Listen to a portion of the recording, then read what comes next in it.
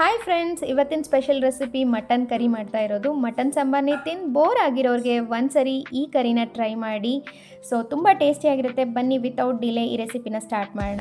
ಒಂದು ಬೌಲ್ಗೆ 3/4 kg mutton ತೊಗೊಂಡಿದ್ದೀನಿ. ಇದಕ್ಕೆ ಸ್ವಲ್ಪ ಉಪ್ಪಿನ ಪುಡಿ, 1 ಸ್ಪೂನ್ ಖಾರದ ಪುಡಿ, ಸ್ವಲ್ಪ ಅರಿಶಿನದ ಪುಡಿನ ಹಾಕ್ಕೊಳ್ಳಿ.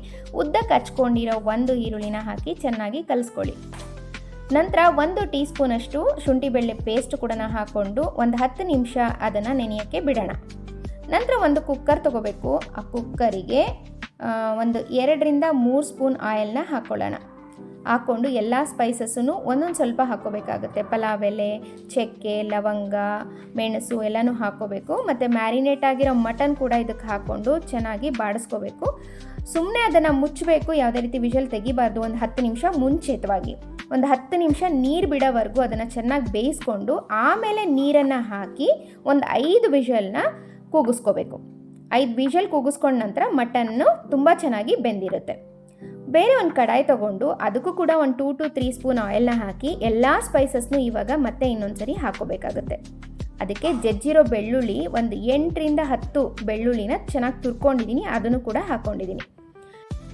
ಬೆಳ್ಳುಳ್ಳಿ ಕೆಂಪಾದ ನಂತರ ನಾವು ಒಂದು ಮೀಡಿಯಮ್ ಸೈಜಿನ 3 ಈರುಳ್ಳಿನ ಸಣ್ಣದಾಗಿ ಹಚ್ಕೊಂಡು ಅದು ಕೂಡ ಟ್ರಾನ್ಸ್ಪರೆಂಟ್ ಬರೋವರೆಗೂ ಚೆನ್ನಾಗಿ ಹುರ್ಕೋಬೇಕಾಗುತ್ತೆ. 1 ಟೀ ಸ್ಪೂನು ನಾನು ಶುಂಠಿ ಬೆಳ್ಳುಳ್ಳಿ ಪೇಸ್ಟ್ ಕೂಡ ಹಾಕ್ಕೊಂಡು ಚೆನ್ನಾಗಿ ಬಾಡಿಸಿದ್ದೀನಿ.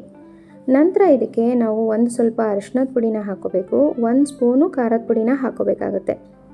ಹಾಕ್ಕೊಂಡ ನಂತರ ಚೆನ್ನಾಗಿ ಇದನ್ನು ಕೂಡ ಬಾಡಿಸಿದ ನಂತರ ನಾವು ಸಣ್ಣದಾಗಿ ಹಚ್ಕೊಂಡಿರೋ 3 ಟೊಮೊಟೊನ ಇದಕ್ಕೆ ಹಾಕ್ಕೊಂಡು ಚೆನ್ನಾಗಿ ಅದನ್ನು ಫ್ರೈ ಮಾಡ್ಕೋಬೇಕು.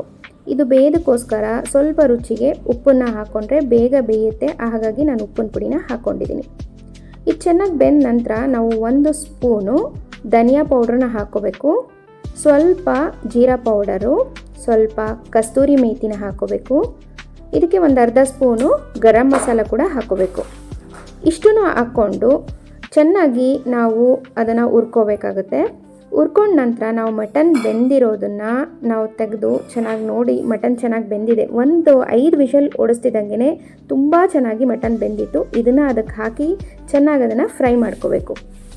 ನಂತರ ಒಂದು 10 ನಿಮಿಷ ಆದ ನಂತರ ನಾವು ಮಟನ್ ಬೇಯಿಸಿದ ನೀರನ್ನು ಕೂಡ ಅದಕ್ಕೆ ಹಾಕಿ ಚೆನ್ನಾಗಿ ಅದು ಸೆಟ್ ಆಗೋವರೆಗೂ ಒಂದು 10 ನಿಮಿಷ ಬೇಯೋದಕ್ಕೆ ಬಿಟ್ಬಿಡಬೇಕು. ಬಿಟ್ಟ ನಂತರ ಅದಕ್ಕೆ ನಾವು ಸ್ವಲ್ಪ ಕೊತ್ತಂಬರಿ ಸೊಪ್ಪನ್ನ ಹಾಕಿ ಚೆನ್ನಾಗಿ ಬಾಡಿಸಿ ಆ ಕನ್ಸಿಸ್ಟೆನ್ಸಿ ಬಂದಿದೆ ಅಂದಮೇಲೆ ನಮಗೆ ಮಟನ್ ಕರಿ ರೆಡಿಯಾಗಿರುತ್ತೆ. ಸೊ ಈ ಮಟನ್ ಕರಿ ಟೇಸ್ಟ್ ತುಂಬ ಚೆನ್ನಾಗಿ ಬಂದಿತ್ತು. ಹಾಗಾಗಿ ನೀವು ಒಂದ್ಸರಿ ಟ್ರೈ ಮಾಡಿ, ನಿಮ್ಮ ಫ್ಯಾಮಿಲಿ ಫ್ರೆಂಡ್ಸಿಗೆ ಶೇರ್ ಮಾಡಿ. ಸೊ ಹೀಗೆ ನನ್ನ ಚಾನಲ್ಗೆ ಸಪೋರ್ಟ್ ಮಾಡ್ತೀರಿ. Thank you for watching.